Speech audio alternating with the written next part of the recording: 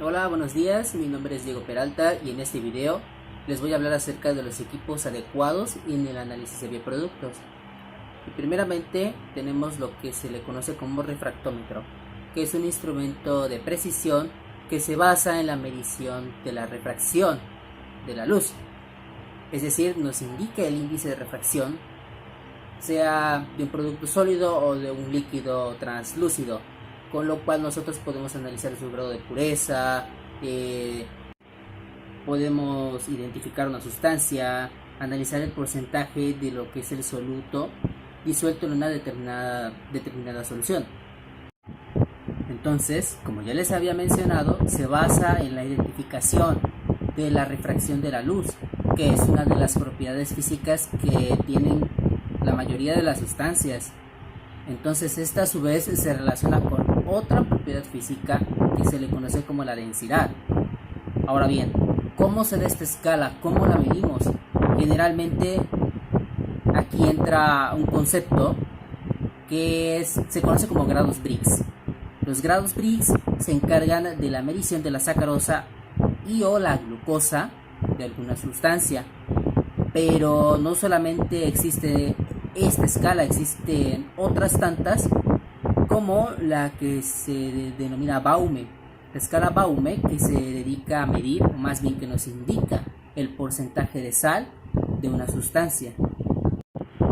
Luego entonces tenemos lo que es el cromatógrafo de gases. ¿Y en qué utilizamos este cromatógrafo? Principalmente se usa en la separación y análisis de mezclas que sean volátiles generalmente, pero en la industria papelera se utiliza en la separación y análisis de extractivos de madera formadores de depósitos. Entonces, ¿cómo trabaja este instrumento? ¿Cuál es su procedimiento? Más que nada, principalmente se basa en dos diferentes partes o fases, también se le puede decir, que son inmiscibles, es decir, una fase fija y otra fase móvil. En lo que es el cromatógrafo de gases, la fase móvil es un gas que fluye a través de una columna que contiene lo que es la fase fija. Ahora bien, el puerto de inyección es el sitio en donde la muestra ingresa al sistema, es decir, el puerto de inyección es la parte donde nosotros vamos a poner la mezcla. La vamos a introducir con una jeringa a través de un sello llamado septum. Luego entonces también otra parte es lo que se conoce como el horno, que es un lugar donde se encuentra la columna cromatográfica. Estas columnas suelen tener un largo que varía según la aplicación, teniendo más que nada la medición más común de 30 metros. Y el diámetro de la columna suele ser menor a medio milímetro.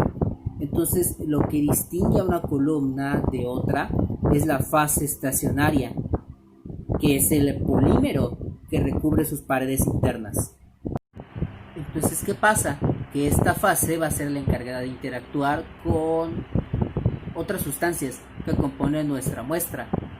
Y finalmente el detector, que es más que nada el último lugar del equipo a que cada analito va a llegar una vez separado del resto de los componentes para ser detectado. Es decir, cada uno de los analitos que se están procesando van a llegar a esta parte para ser detectados o analizados más que nada. Ahora bien, otro instrumento de análisis de bioproductos que es muy importante es lo que conocemos como pHímetro o potenciómetro, que es un instrumento que se encarga de medir los niveles de pH de una sustancia, sea acidez o alcalinidad. Entonces, este potenciómetro mide la diferencia entre el potencial eléctrico de un electrodo de pH y un electrodo de referencia. ¿Qué pasa? Que esta diferencia de potencial eléctrico se relaciona con la acidez o el pH de la solución. Entonces, el medidor de pH se utiliza en muchas aplicaciones que van desde la experimentación de laboratorio hasta el control de calidad. Ahora, entonces, ¿cómo funciona el pHímetro, el potenciómetro? El punto es que los medidores, estos medidores de pH, miden el voltaje entre dos electrodos y muestran el resultado convertido en el valor de pH correspondiente. Es decir, que lo importante son los dos electrodos que ya había mencionado, ya que estos nos dan la pauta y nos dan el resultado convertido al pH. Entonces se compone de un amplificador electrónico, de un simple amplificador electrónico y un par de electrodos, o alternativamente un electrodo de combinación, es decir, también puede ser, o algún tipo de pantalla calibrada en unidades de pH. Entonces, por lo general tiene un electrodo de vidrio o un electrodo de referencia, o un electrodo de combinación también puede ser. Los electrodos o sondas se insertan en la solución que vamos a medir, es decir, es la parte que se va a encargar de medir el nivel de alcalinidad o de acidez de nuestra sustancia. Ahora entonces el siguiente instrumento de análisis de productos que vamos a comentar es el espectrofotómetro. ¿Y qué hace? Nos ayuda a analizar la naturaleza de una sustancia. ¿Y esto cómo lo logramos? Pues mediante la medición de la absorbancia en distintos largos de onda. ¿Y esto cómo se mide? Se mide graficado en valores en función del largo de la onda. Es decir, esta absorbancia o estos distintos largos de onda los vamos a graficar. Más que nada, es eso. ¿Y cómo se le llama a esta proyección? Espectrograma. El espectrograma es el resultado de la proyección o de graficar lo que nos va dando, lo que vamos analizando, que como ya mencioné es la absorbancia de distintos largos de onda que nos da el espectrofotómetro. Entonces cada sustancia tiene distintas propiedades espectrales que son únicas, y por lo tanto pues siempre vamos a encontrarnos con distintos espectrogramas, nunca vamos a tener algo en específico. Entonces ¿a qué se debe el que nosotros nos encontremos con distintos espectrogramas? Se debe a que cada sustancia tiene un arreglo de átomos tridimensional particular que hace que cada una de ellas tenga características únicas. Entonces este arreglo de átomos tridimensional es como la directriz por la cual nosotros nos encontramos con diversos espectrogramas. Esta sustancia, la sustancia que se va a analizar, al ser expuesta a la luz del espectrofotómetro, algunos electrones de los átomos aún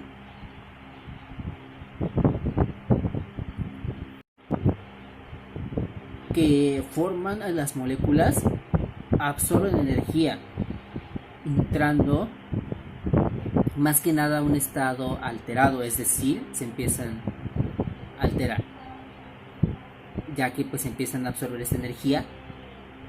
¿Y qué pasa?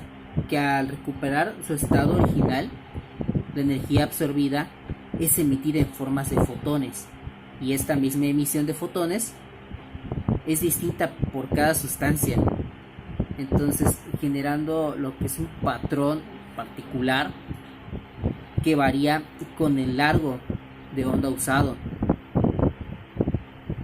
¿A qué se refiere todo esto?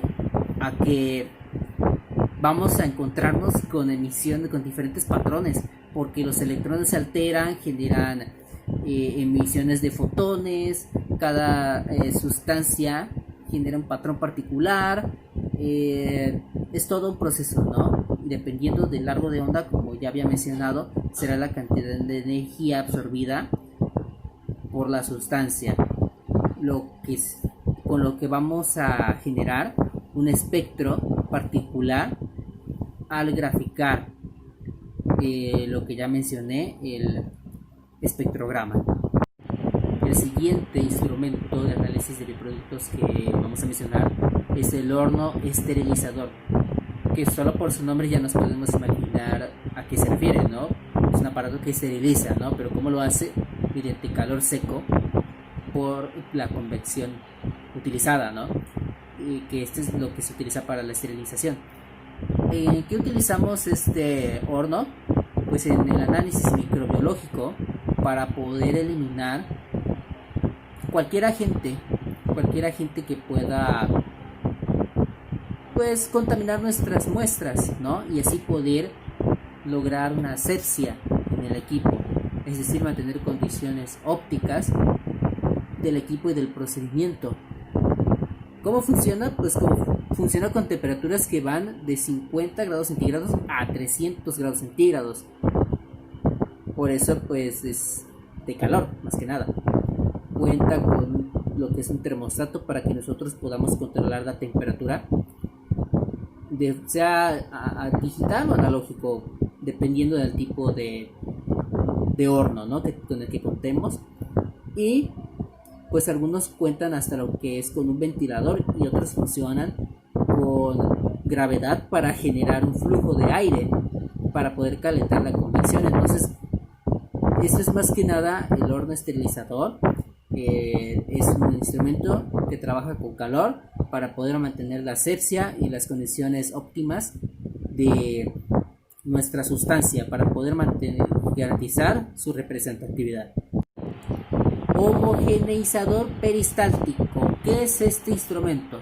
Pues más que nada se utiliza para disgregar muestras por medio de agitación, la agitación peristáltica.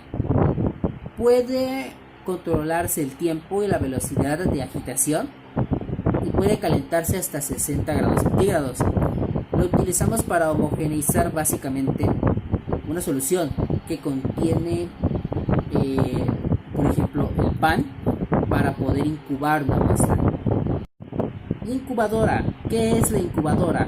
Es un dispositivo que utilizamos para poder crear una muestra adecuada con control de dióxido de carbono o simplemente dióxido, humedad, temperatura, para poder propiciar el crecimiento de colonias microbianas, biológicas.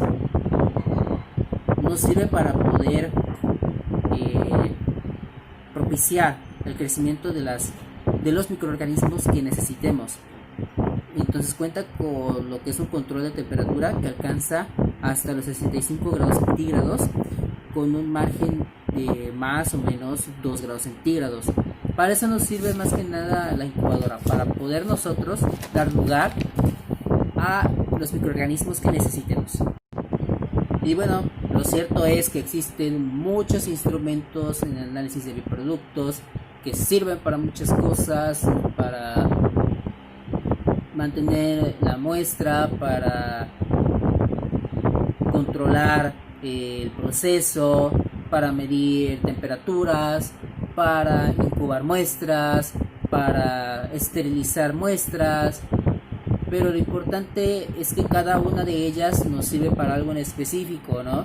Lo importante es que podemos utilizarlas de acuerdo a nuestras necesidades en el laboratorio. Existen muchas otras y si las mencionamos todas pues no terminamos, pero lo más importante es conocer las de uso más común, ¿no? Dependiendo también hay que tener en cuenta cómo vas a trabajar. Entonces más que nada, lo más importante para darle un buen uso a estos equipos es conocer y tener muy en cuenta qué tipo de bioproducto vas tú a utilizar para que entonces pueda ir acorde con el instrumento que tengas a tu disposición.